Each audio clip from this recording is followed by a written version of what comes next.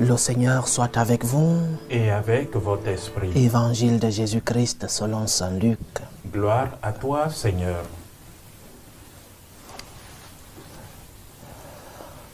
En ces jours-là, Jésus s'en alla dans la montagne pour prier, et il passa toute la nuit à prier Dieu. Le jour venu, il appela ses disciples et en choisit 12, auxquels il donna le nom d'apôtres. Simon, auquel il donna le nom de Pierre, André, son frère, Jacques, Jean, Philippe, Barthélemy, Matthieu, Thomas, Jacques, fils d'Alphée, Simon appelé le Zélote, Jude, fils de Jacques, et Judas Iscariote, qui devint un traître. Jésus descendit de la montagne avec eux et s'arrêta sur un terrain plat. Il y avait là un grand nombre de ses disciples et une grande multitude de gens venus de toute la Judée, de Jérusalem et du littoral de Tyr et de Sidon. Ils étaient venus l'entendre et se faire guérir de leur maladie. Ceux qui étaient tourmentés par des esprits impurs retrouvaient la santé, et toute la foule cherchait à le toucher, parce qu'une force sortait de lui et les guérissait tous. Acclamons la parole de Dieu. Louange à toi, Seigneur Jésus. Était-il important pour les évangélistes de nous raconter qui étaient ceux-là qui sont devenus les 12 colonnes de cette église naissante?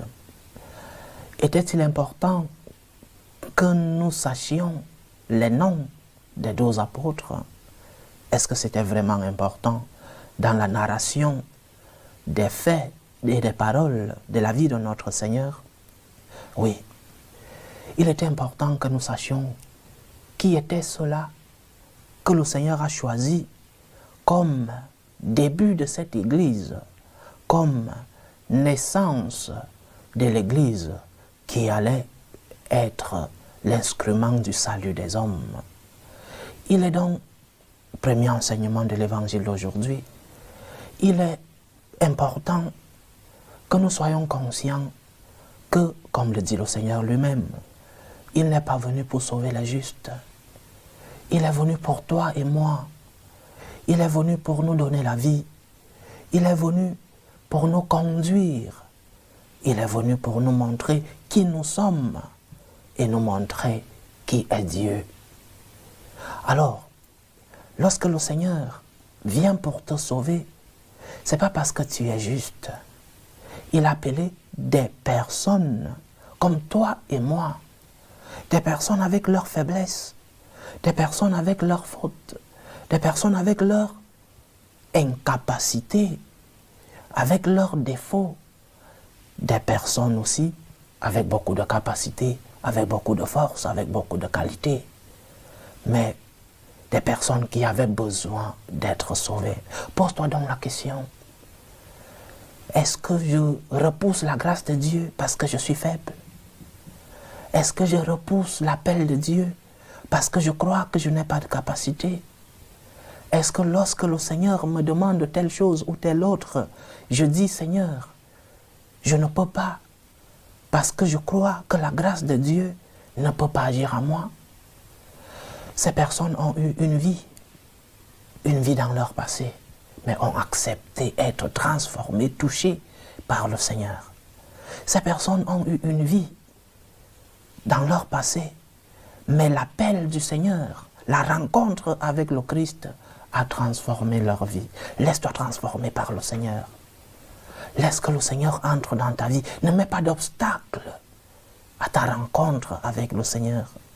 Parce que Dieu, oui, il sonde les cœurs. Parce que Dieu est capable de te transformer.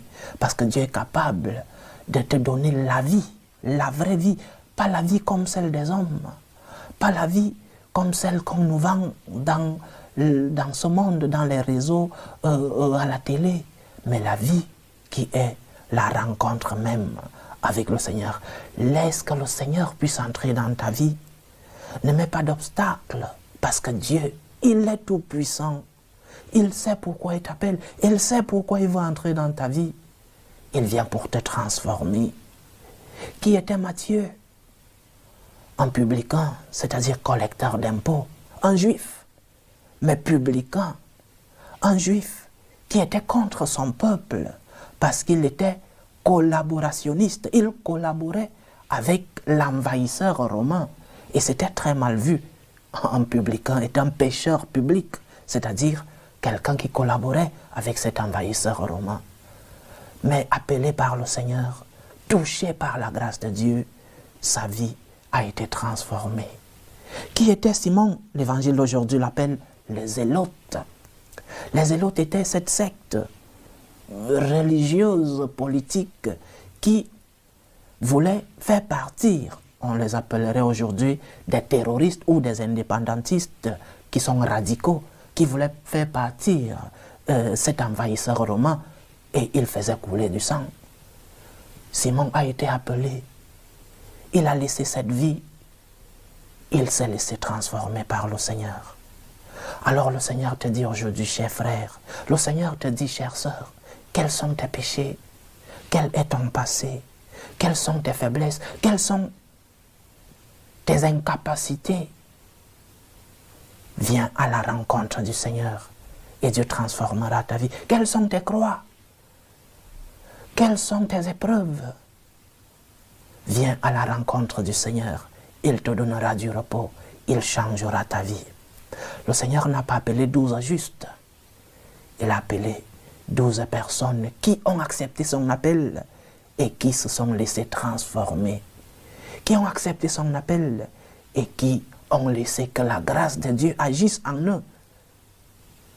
Il n'a pas appelé des personnes parfaites. Et qu'il est, alors de lui-même et de notre mère, la Sainte Vierge Marie, qui est parfait. Mais le Seigneur nous aime malgré nos péchés. Le Seigneur nous aime malgré nos faiblesses. Le Seigneur nous aime malgré le fait que parfois, nous tournons le dos à ce Dieu amour, à ce Dieu si bon. Nous avons prié dans le psaume d'aujourd'hui que la bonté du Seigneur est pour tous. Oui, la bonté du Seigneur est pour tous. Pour toi pécheur, pour toi faible, pour toi dans l'épreuve, pour toi qui cherches comment résoudre tes problèmes, la bonté du Seigneur est pour tous. S'il a appelé Simon le Zélote, s'il a appelé Matthieu le publicain, il peut aussi t'appeler et transformer ta vie. S'il a transformé la vie de Marie-Madeleine qui, selon la tradition, était une pécheresse publique, une prostituée, s'il a pu transformer la vie de celle-là, comment ne va-t-il pas transformer ta vie si tu t'approches de lui avec humilité, avec un cœur qui veut cette transformation? Comment le Seigneur ne pourra-t-il pas te transformer?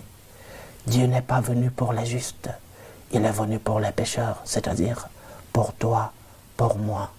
Laisse que la grâce du Seigneur entre dans ta vie. Laisse la main du Seigneur te transformer. Laisse que la présence du Seigneur puisse te donner un nouveau souffle, une nouvelle vie, une nouvelle manière de voir le sens de ta vie. Dieu n'est pas venu pour les justes, il n'est pas venu pour les parfaits. Et parfait, il n'y en a pas.